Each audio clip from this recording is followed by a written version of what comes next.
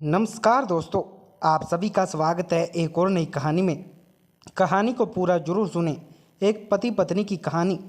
मैं और मेरा पति अपनी शादी की सुहागरात मना रहे थे। तभी पहलवान जेठ कमरे में आया और मेरे पति से कहने लगा, भैया आज तक हमने सब कुछ शेयर किया है। आज भाभी को भी। मेरा पति मुस्कुराया और तैयार हो गया। सारी रात दोनों भाई ने मिलकर मेरी शादी को अभी सिर्फ 2 महीना ही हुआ था और इन 2 महीनों में इस घर में जो कुछ होता मैं देख चुकी थी।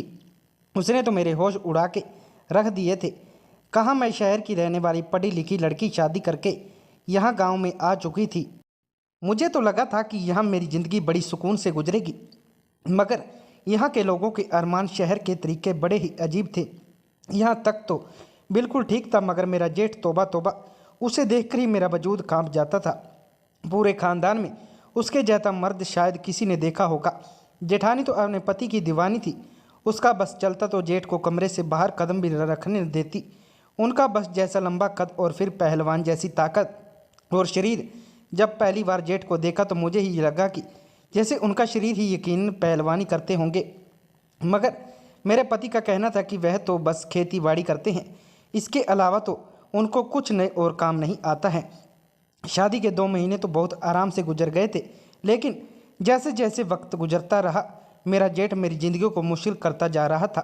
मैं ज़्यादातर अपने कमरे में ही रहती थी, क्योंकि मुझे अपने जेठ का अपने सामने होना बहुत ज़्यादा अजीब सा महसूस करने पर मजबूर कर देता था। वह अक्सर बाहर बरामदे में ही बिना कमीज के पूरे बरामदे में दनादन फिरते रहते और यह चीज़ मुझे बहुत नागवार गुजरती थी। मैं गांव में रहने की आदी नहीं थी और यहाँ के तौर तरीके मुझे बिल्कुल भी समझ नहीं आ रहे थे। मैं शुरुआत से ही शहर में रहती थी। एक दिन रोज का ही दिन था। घर में सिर्फ और मैं मेरा जेठ मौजूद थे। इत्तेफाक से मेरे पति काम से थोड़ा दूर थे, आने वाले थे और मेरी जेठानी अपनी माँ की यहाँ गई हुई थी। मैं किचन में आराम से खाना बना रही थी। जेठ मुझे टकटकी लगाए हुए देखने लगे। मुझे बिल्कुल भी होश नहीं था। मैंने अपना दुपट्टा उतार कर कुर्सी पर रखा हुआ था और वे ध्यान से ही मेरे काम में लगी हुई थी, क्योंकि मुझे लग रहा था कि घर में अभी किसी वक्त नहीं, जेठ अपने कमरे में मौजूद हैं। इसलिए गर्मी होने की वजह से मैंने अपना दुपट्टे अपने बदन से हटा दिया था और यही मेरी ज़िंदगी की सबसे बड़ी गलती थी। अचानक ही मुझे अपनी जिस्म पर किसी की आंखों की तपिश महसूस हुई तो मैं बेताब पलटी और सामने अपनी जेठ को बिना कमीज के देख मैं एकदम बौखला गई। मेरे हाथ में कांच की बोतल थी जो हड़बड़ा की वजह से ज़मीन पर गिर गई। उसकी आवाज़ से मेरे जेठ भी होश की दुनिया में लौटे और गड़बड़ा कर वहाँ से चले गए। मुझे उनका यह अंदाज ठिठक करने पर मजबूर कर चुका था। अभी तक तो मैं उनको देखकर सिर्फ घबराती थी, पर अब उनका यह अंदाज मुझे डर का एहसास दिला रहा था। मैंने फ़ौरन अपना दुपट्टा अपने गर्दन पर लपेट लिया और खामोशी से काम करने लगी। दिन अपनी रफ्तार के मुताबिक गुजर रहा था। रात को मेरे पति आ गए थे और जेठानी भी घर आ चुकी थी। मैं अपने पति के साथ खाने खाने के बाद कमरे में आकर सो गई थी। रात की आधी पहर मुझे ऐसा महसूस हुआ जैसे मुझे कोई देख रहा हो। मैं अचानक ही हड़बड़ा कर उठी और अपने पति की तरफ देखा तो वह गहरी नींद में सो रहे थे। मुझे अपना वजूद खतरे में महसूस हुआ और मैं वापस ही करवट बदलकर सो गई, लेकिन अभी तक मुझे ऐसा लग रहा था कोई मुझे देख रहा हो। मैं उठकर बैठ गई और चारों तरफ निगाहें घूमने लगी। अचानक ही मेरी निगाह खिड़की की तरफ पड़ी और वह मंजिल देखकर मेरे होश उड़ गए कि मेरे जेठ आधी खिड़की खोलकर हमारे कमरे के अंदर झांक रहे थे और उनकी नज़रें मेरे वजूद पर रही थी। मैं बहुत डर गई थी। जैसे ही मेरी नज़रें उनकी निगाहों से मिली तो वह फ़ौरन ही खिड़की से हटकर घर के अंदर चले गई। यह सब कुछ मुझे बहुत हैरानी में कर देने वाला था। शादी के 2 महीने तो बहुत आराम से गुजर गए थे। उन्होंने ऐसी कोई हरकत नहीं की थी, लेकिन आज उनकी 2 बार यह हरकत मुझे डरा गई थी। मैं इस बार अपने पति को बताना चाहती कि आपका भाई मुझे अच्छी नज़रों से नहीं देख रहे, लेकिन यह सिर्फ आज ही हुआ था। इस वजह से मैंने अपने पति को बताना सही नहीं समझा।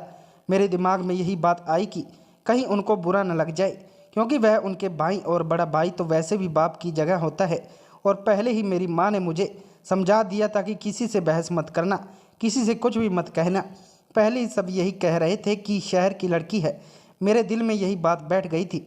अब मैं कुछ भी कहती तो सब यही कहते कि शहर में आई है। मैंने यही सब बातें सोचकर सारी चीज़ों को एक साइड कर दिया और दरवाज़ा और खिड़की अच्छे से बंद करके सो गई। अगली सुबह जब मेरी आँख खुली तो सब लोग ही जागे हुए थे।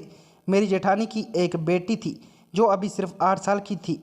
मेरी जेठानी जल्दी जल्दी उसको स्कूल भेजने के चक्कर में थी। मैं किचन में दाखिल हो गई और अपने पति के लिए नाश्ता बनाने लगी। जेठानी बहुत मिलनसार स्वभाव की है। वह मुझे इधर उधर की बातें करने लगी। मेरे दिल में एकदम ही ख्याल आया, क्यों ना इस बारे में अपनी जेठानी को बता दूं। लेकिन फिर मैंने यही सोचा कि वह जेठ से बहुत ज़्यादा मोहब्बत करती है। अगर मेरी यह बात उसको बुरी लग गई तो हम दोनों का रिश्ता भी खराब हो जाएगा, और मैं घर का माहौल बिल्कुल भी खराब नहीं करना चाहती थी। इसी वजह से मैं खामोश रहना फिलहाल के लिए सही समझा और काम करने लगी। थोड़ी देर बाद ही पति और जेठ जा चुके थे। हम लोगों ने नाश्ता वगैरह लगी दिया और उनके पास ही बैठ गई।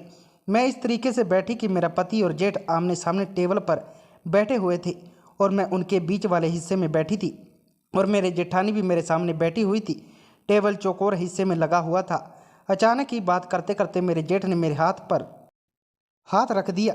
उनका हाथ लगने से मेरे जिस्म में करंट सा दौड़ गया था। मैं फ़ौरन ही उनसे दूर हुई और अपने पति के करीब होकर बैठ गई। वह बिल्कुल ऐसे हो गए जैसे कोई बात ना हुई हो। मेरे पति ने मुझे आंख दिखाकर नॉर्मल रहने का इशारा किया, जबकि मेरी निगाहें मेरी जेठानी की आंखों से मिली। मैं देख सकती थी यह मंजर उनकी आंखों से छुपा नहीं था। हम लोग एकदम से चुप हो गए थे। थोड़ी देर में ही खामोशी नाश्ता किया और वह दोनों चले गए। मुझे अब अपना आप बिल्कुल महसूस नहीं हो रहा था, क्योंकि एक औरत गैर मर्द की नज़र को अपनी तरफ उठाते हुए महसूस कर लेती है कि वह किस तरीके की नज़र में है। मैं भी महसूस कर चुकी थी। मेरा जेठ मुझ पर गंदी निगाहें रखता है। वक्त गुजरता जा रहा था और मेरा जेठ बदतमीजी बढ़ती जा रही थी। यह सब कुछ मुझे बहुत परेशान करने लगा था। बस अपने पति और जेठानी से इस बारे में बात नहीं कर पा रही थी कि अगर मैं उन दोनों से कुछ बात करूंगी तो वह लोग क्या समझेंगे कि मैं अपने जेठ पर इल्ज़ाम लगा रही हूँ। और वैसे भी गांव के लोग उल्टा ही मतलब ले जाते हैं। मैं घर का माहौल बिल्कुल भी किसी तौर पर ख़राब नहीं करना चाहती थी। इसी वजह से मैं खामोश रह गई। मेरा पति गांव से थोड़ी दूर रहता था। एक रात अचानक ही उनका मेरे पास फ़ोन आया और कहने लगे, पूनम, फैक्ट्री में काम बहुत ज़्यादा है, इसी वजह से मैं आज घर नहीं आ पाऊँगा। यह बात सुनकर एक पल के लिए मैं सहम गई और मैंने फ़ौरन कहा, प्लीज़ आप घर आ जाओ। ना जाने क्यों मुझे एक डर सा महसूस हो रहा था। अपने आप को मैं बिल्कुल महसूस नहीं कर रही थी, जबकि मेरी जेठानी घर के अंदर ही मौजूद थी। यह बात सुनकर मेरे पति मुझे समझाने लगे कि कोई बात नहीं, घर पर सब मौजूद हैं, तुम्हें डरने की ज़रूरत नहीं है, खाना वगैरह खाकर सो जाना, मेरे लिए आज आना बहुत मुश्किल हो जाएगा। मेरे पति ने साफ शब्दों में मुझे बोल दिया था कि आज मैं किसी तौर पर भी घर नहीं आ पाऊँगा। यह बात सुनकर मैं बिल्कुल खामोश हो गई थी, और खाना खाने पर जब उनका जिक्र हुआ तो मैंने अपनी जेठानी को बता दिया कि आज सूरज घर नहीं आ पाएंगे। यह बात सुनकर मेरे जेठ के चेहरे पर एक चमक आ गई थी, जो मेरी आंखों से बिल्कुल भी छुपा ना सकी। लेकिन मैं कुछ भी नहीं बोली और खामोशी से खाना खाकर कमरे के अंदर चली गई। यह शादी के बाद मेरी पहली रात थी जो आज अपने पति के बगैर गुजर रही थी, और आज ही मुझे अपना आप बिल्कुल भी महसूस नहीं लग रहा था। मैंने दरवाज़ा अच्छे से बंद कर दिया था। पहले की बात और थी, लेकिन जब से मेरे जेठ की निगाहें मुझ पर बदली थी, तब से ही मैं खुद को बिल्कुल भी महफूज नहीं समझ रही थी। यही सब सोचते सोचते ना जाने मेरी किस पहर आंख लग गई, मुझे मालूम ही नहीं हुआ। और रात की आधी पहर मुझे ऐसा महसूस हुआ जैसे मेरे बेड पर कोई बैठा हुआ हो। मैं समझी शायद मेरे पति आ चुके हैं। मैं फ़ौरन उनके बाजू से लिपटकर उनके सीने पर सर रखकर सो रही थी, लेकिन आज मुझे उनका शरीर कुछ ज़्यादा बड़ा सा महसूस हो रहा था। मुझे किसी अनहोनी का अंदाज़ा हुआ, इसलिए मैंने झटके से अपनी आंखें खोली, और जैसे ही मैंने सामने लेटे हुए बंदे को देखा तो मेरे होश उड़ गए और फ़ौरन ही उनसे झटके से दूर हुई, क्योंकि वह इंसान मेरा पति नहीं मेरा जेठ था।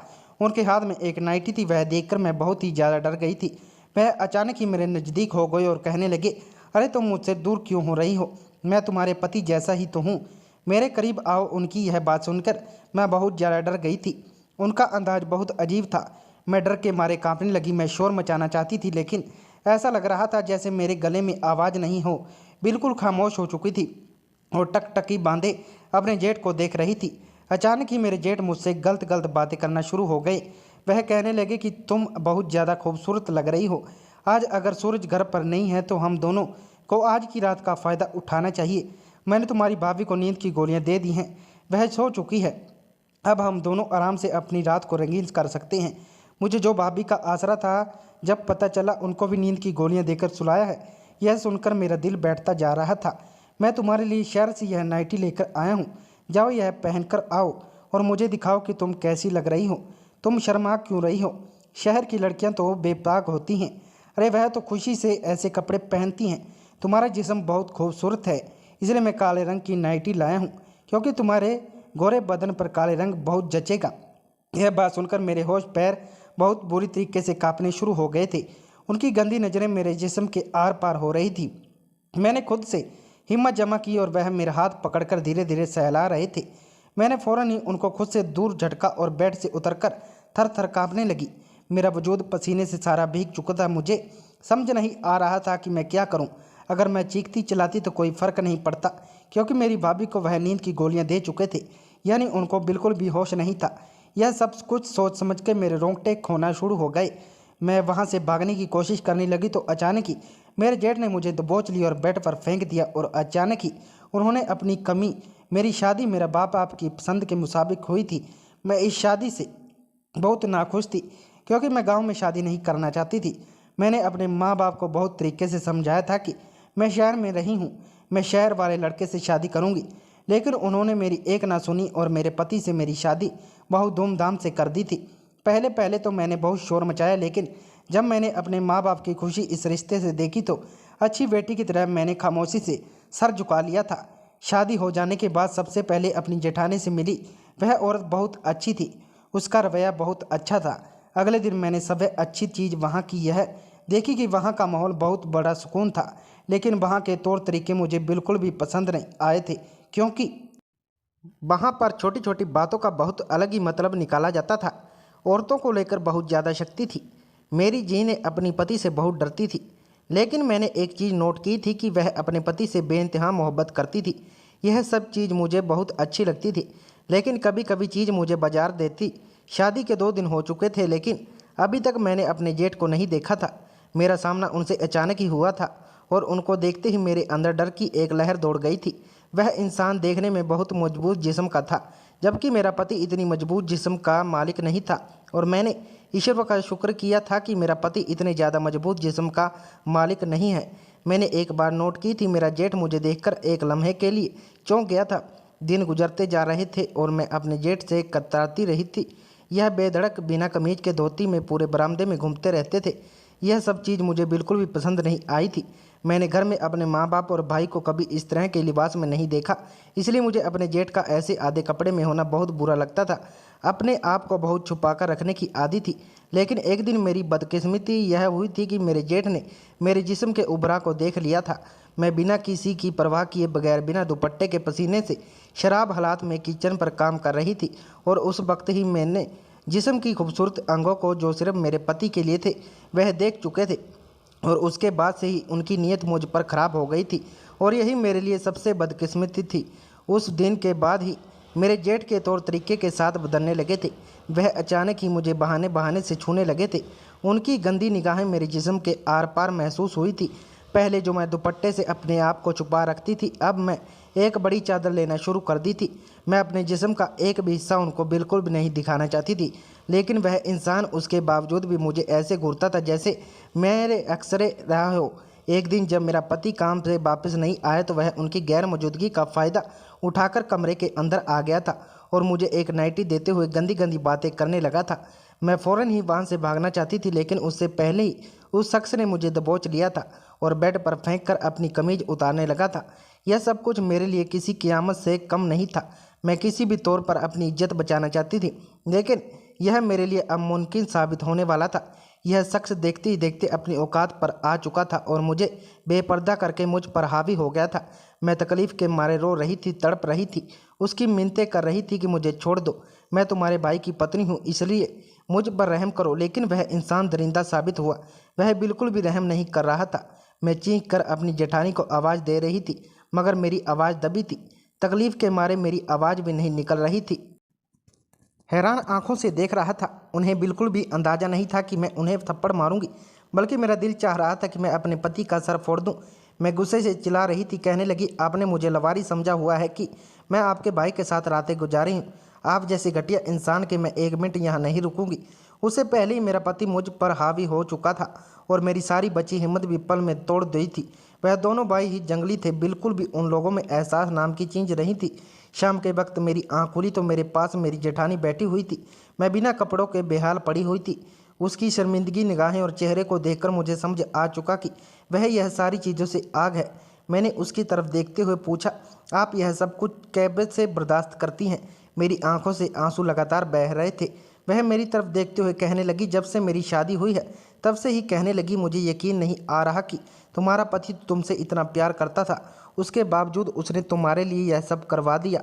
मैंने उसकी बात सुनी और बोली कि इंसान सब कुछ बदल सकता है, लेकिन वह अपनी फितरत से कभी बात नहीं आता। यही हाल मेरा और आपके पति का है। मुझे तो हैरत है, जब आपके साथ यह सब कुछ इस घर में हो रहा था तो आपने आवाज़ क्यों नहीं उठाई? आप चाहती तो उन दोनों के खिलाफ आवाज़ उठाती और यह रिश्ता ख़त्म करके चली जाती, लेकिन आपने ऐसा नहीं किया, बल्कि उन दोनों को बढ़ावा दिया और जिसका शिकार आज मैं हो गई। मेरी यह बात सुनकर मेरी जेठानी कहने लगी, तुम शहर की लड़की हो, तुम्हें यह सब बातें जचती हैं, लेकिन मैं गांव की लड़की हूँ। अगर मैंने ऐसी कोई बात भी की तो मेरी बात पर कोई यकीन नहीं करेगा, और मैं यह नहीं चाहती थी कि मेरा घर तबाह हो जाए। मुझे इतना गुस्सा आ रहा था कि मेरा दिल किया कि उस औरत का मुंह पे थप्पड़ दे मारूं। ऐसे ही औरतें गलत काम करने का मर्दों को बढ़ावा देती हैं। मैं अपनी जगह से उठी और गुस्से से चिल्लाते हुए कहने लगी, आपको शर्म आनी चाहिए कि आप ऐसी चीज़ों को बढ़ावा दे रही हो। अगर आप पहले ही इन सब चीज़ों को रोक देती तो आज यह सब कुछ नहीं होता। आपकी एक बेटी है, आप अपनी बेटी के लिए ही कुछ तो करती, क्योंकि आपको उन दोनों मर्दों के बीच में बर्बाद कर रही। मेरी बातों से जेठानी शर्मिंदा हो गई और मेरी जेठानी का सर मारे शर्म से झुक गया।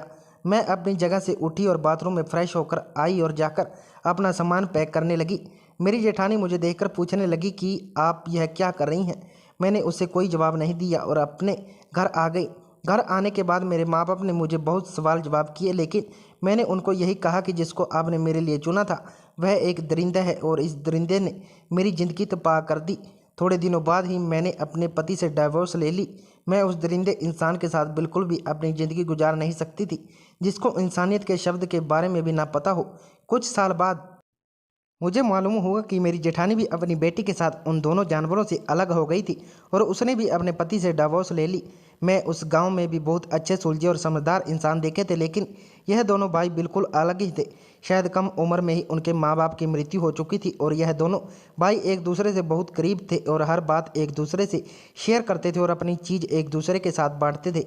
अब उनको यही लगा कि शायद पत्नी भी कोई चीज़ है, इसलिए वह पत्नियों को भी आसानी से बांट सकते हैं, लेकिन वह दरिंदा इंसान यही जानते थे कि हम औरतें भी इंसान हैं। तो दोस्तों, अगर आपको यह कहानी पसंद आई है तो वीडियो को लाइक करें और चैनल को सब्सक्राइब करें और बेल आइकन पर क्लिक करें और इसे ऑल पर सेट करें ताकि आपको नई वीडियो की सूचना तुरंत मिल जाए। धन्यवाद।